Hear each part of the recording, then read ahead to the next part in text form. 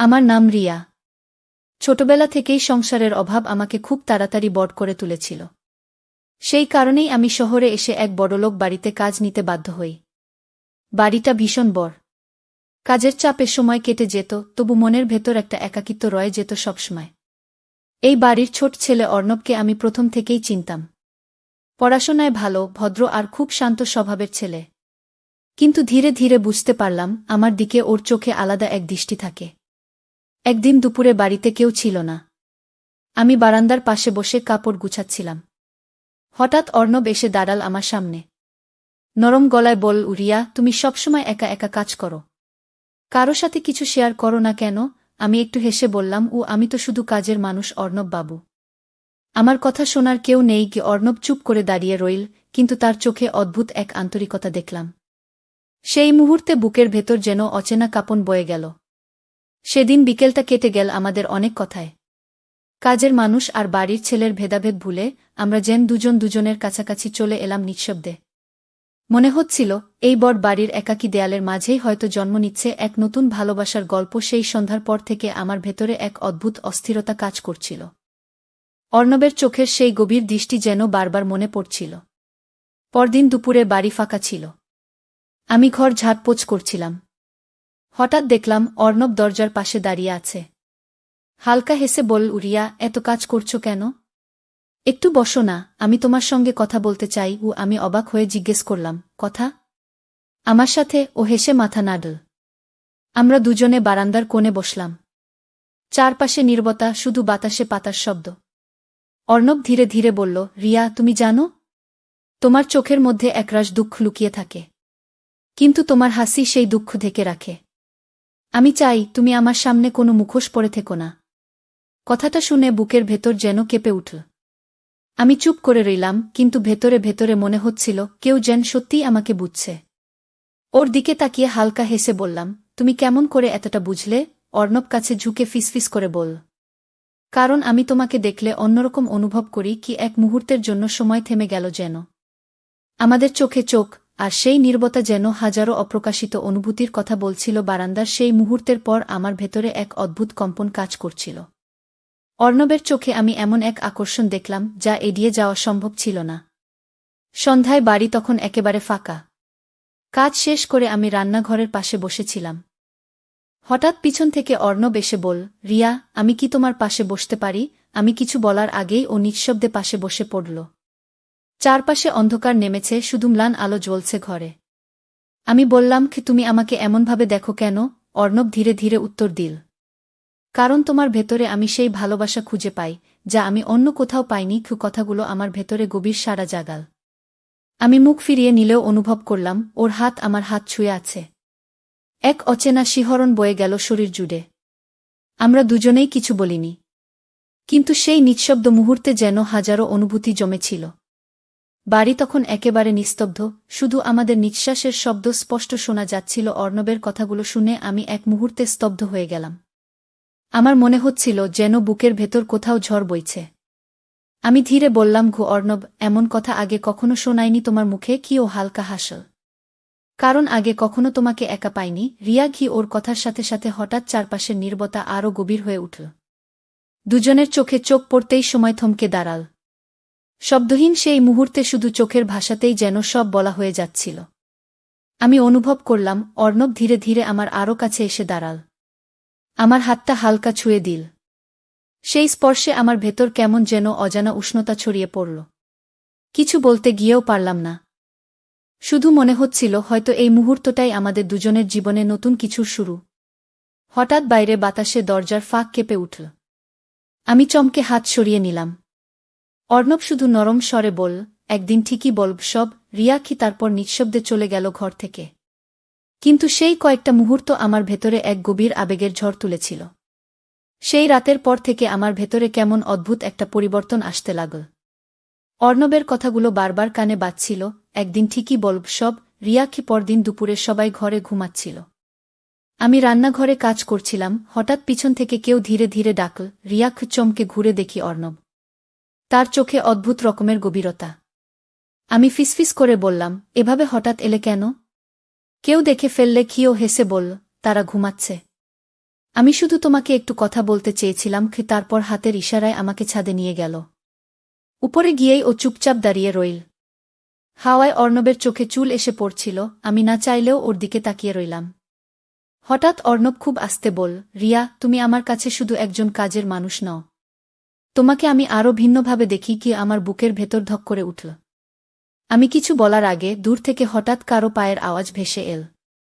আমরা দুজনেই চমকে উঠলাম।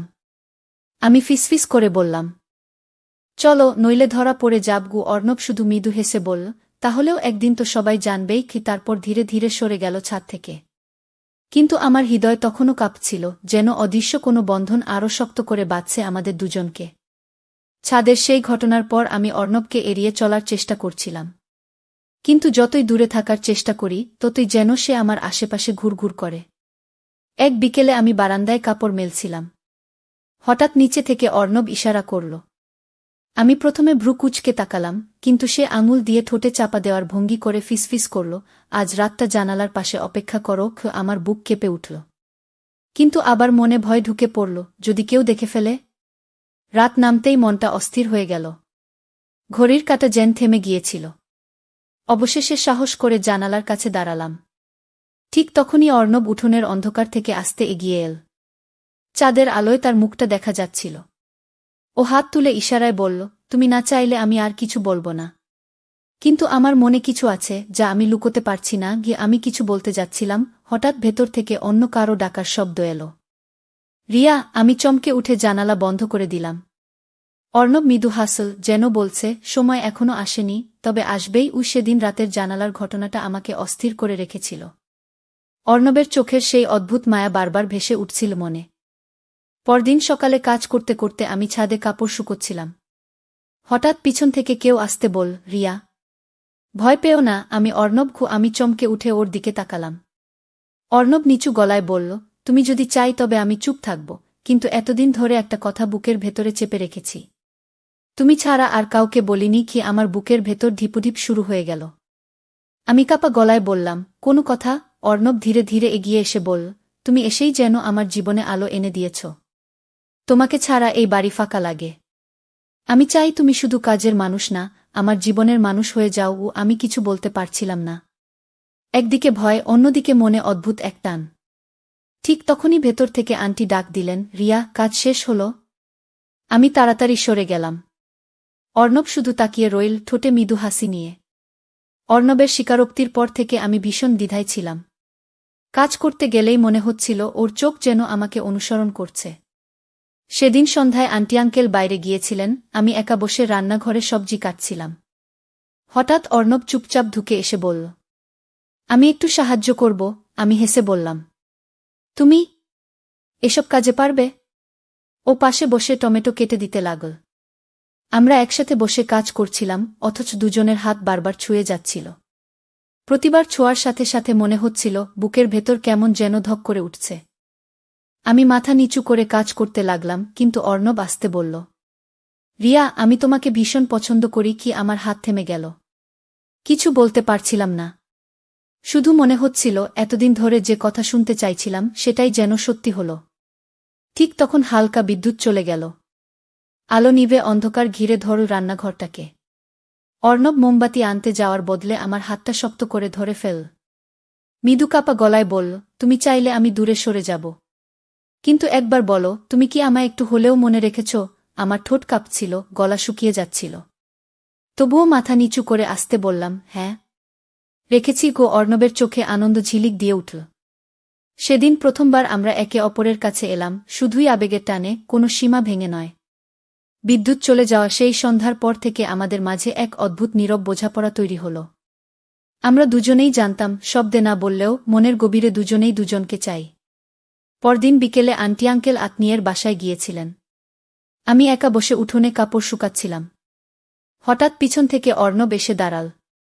ও আস্তে বলল, কালকের কথা ভুলে যেও না, রিয়া। তুমি আমার কাছে খুব বিশেষ গো। আমি কিছু না বলে হেসে কাপড় মেলার দড়িতে কাপড় ঝুলিয়ে দিলাম। কিন্তু আমার হাতের আঙুলে তখনও ওর হাতের উষ্ণতার স্পর্শ টের পাচ্ছিলাম। তারপর ও বলল, আজ শুধু একটু হাঁটতে যাব, একেবারেই কাছের মাঠ পর্যন্ত। প্লিজ না করো না গিয়ে আমি দ্বিধায় ছিলাম, কিন্তু ওর চোখের চাহনিতে একরকম ভরসা পেলাম। সেদিন প্রথমবার আমি আর অর্ণব পাশাপাশি হেঁটে বেরোলাম। হাওয়া দিচ্ছিল, চারদিকে নিস্তব্ধতা। ও হঠাৎ আমার ওড়নাটা ঠিক করে দিল, যেন আমি ঠান্ডা না পাই। আমার ভেতরে যেন অজানা কাঁপুনি বয়ে গেল। ও খুব আস্তে বল, রিয়া, তুমি চাইলে আমি সারা জীবন তোমার পাশে থাকব। আমি কিছু বলতে পারছিলাম না, তবে মনে হচ্ছিল ওর পাশে থাকাটাই আমার জন্য সবচেয়ে নিরাপদ জায়গা। সেদিন আমরা কোনো সীমা ভাঙিনি, কিন্তু দুজনের হৃদয়ের দূরত্ব ভেঙে গিয়েছিল।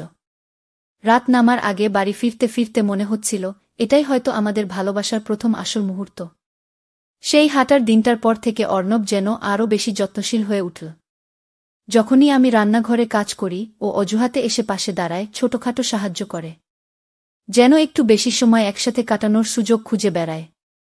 এক সন্ধ্যায় ছাদে কাপড় তুলতে গিয়েছিলাম। উপরে আকাশে অগণিত তারা ঝিকমিক করছে। আমি একা দাঁড়িয়ে হাওয়ায় চুল উড়িয়ে দিচ্ছিলাম। হঠাৎ পিছনে অর্ণব এসে দাঁড়াল। আমার চমকে তাকানো দেখে ও হাসল। তারপর খুব আস্তে বল, রিয়া, আমি আর লুকাতে পারছি না। তোমার সাথে কথা না বললে, তোমাকে না দেখলে আমার দিনই কেটে যায় না। গিয়ে আমার বুকটা ধক করে উঠল। আমি লজ্জায় মাথা নিচু করে থাকলাম। অর্ণব এগিয়ে এসে আবার বল, তুমি চাইলে আমি সব ছেড়ে দিতে পারি। শুধু তোমার পাশে থাকতে চাই। কি আমি কাপা গলায় বললাম। তুমি কি ভেবেছ আমি এসব টের পাই না? আমিও তোমাকে অনুভব করি। অর্ণব ও মুহূর্তেই ওর চোখে খুশির ঝলক নেমে এলো। আমরা কিছুক্ষণ নীরবে আকাশের দিকে তাকিয়ে থাকলাম। চারদিকে যেন শুধু হাওয়া আর আমাদের হৃদয়ের শব্দ। সেদিন প্রথমবার আমি নিজের মনের কথা ওকে জানালাম। আমাদের দুজনের সম্পর্ক আর গোপন রইল না, এখন সেটা সত্যিকারের ভালোবাসার রূপ নিতে শুরু করল। অর্ণবের স্বীকারোক্তির পর থেকে আমাদের সম্পর্ক যেন এক নতুন আলোয় ভরে উঠল। আগে যেখানে আমি শুধু একজন কাজের মানুষ হিসেবে থাকতাম, এখন সেখানে আমি হয়ে উঠলাম তার সবচেয়ে কাছের মানুষ।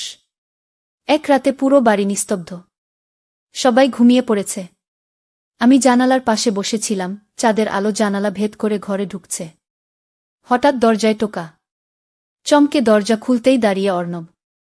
ওর চোখে এক অদ্ভুত আলো। রিয়া, একটু ছাদে যাবে? তোমার সাথে কিছু কথা আছে। আমি কিছু না বলে ওর সাথে হাঁটতে লাগলাম। ছাদে পৌঁছেই দেখি অর্ণব ছোট্ট একটা কাগজে কিছু লিখে রেখেছে।